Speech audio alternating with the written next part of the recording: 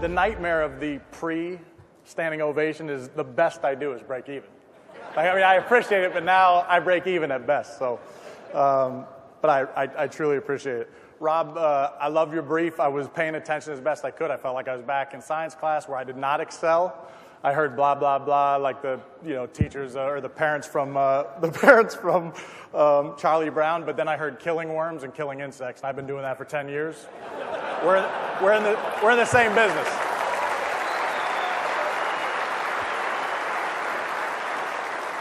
So we're in the same business.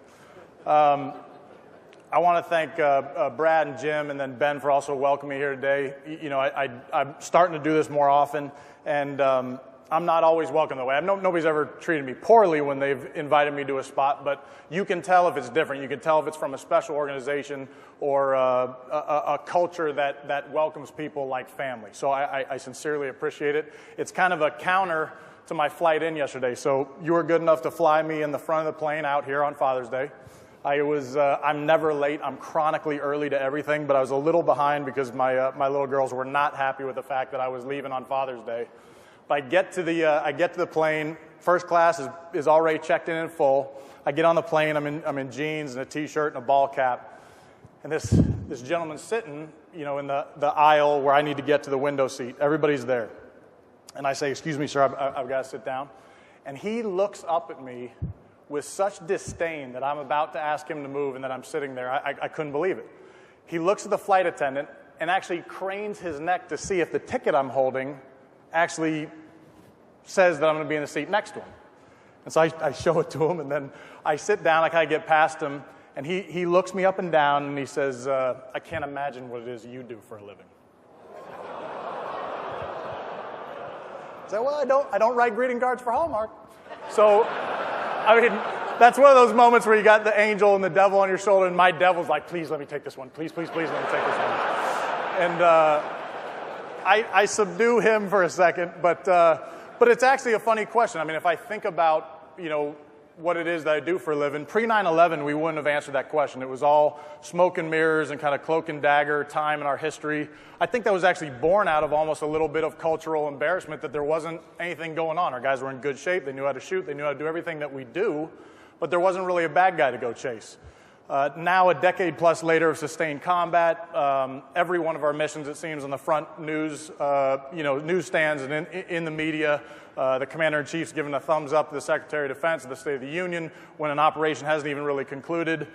I had the wisdom of participating in a major motion picture about what we do. I think everybody's just done. So part of my devil side just let me give him a little bit of a stare, and I paused for a second. I said, "Well, I'm a professional gunfighter."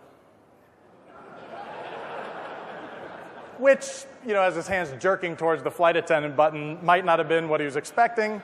So I qualified. I said, "Look, I don't just shoot anybody. Bad guys, primarily. And I don't think there's any chance I'd shoot you. But if anyone wants to use this on a flight, I love to read. If you want to be able to read unmolested, have the full use of the armrest, use that technique. It works perfectly. But if you were to ask me that, what is it that I do for a living, it's actually hard to put into words. So do me this favor. I'm just going to paint a picture for you. So close your eyes. I want to paint a picture of what it is that I do. Picture a 4th of July day. You're on a rooftop, third-story rooftop building, celebrating with a few of your good buddies, family. You're overlooking, kind of a main thoroughfare of a street. Beautiful river flows behind you on the apartment that you're in. You see everything that a 4th of July would basically offer up. Kids playing in the street, parents and their kids walking around, friends greeting each other, the smell of barbecue in the air. About a mile off down the street, you see a big parade of vehicles coming your way that'll be to you in, maybe 15 minutes. And about halfway down that road, you see a ditch, kind of a hole on the side of the road. And kind of almost on cue, a bunch of kids, I'd say anywhere from 5 to 10 years old, come out and are standing around this hole.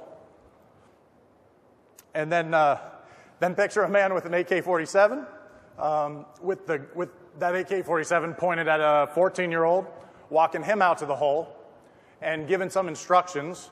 And then as the kids are all around this ditch in the road, you see him bring out a 105 millimeter artillery round, which is basically a huge bomb, and placing it in the road. You can open your eyes.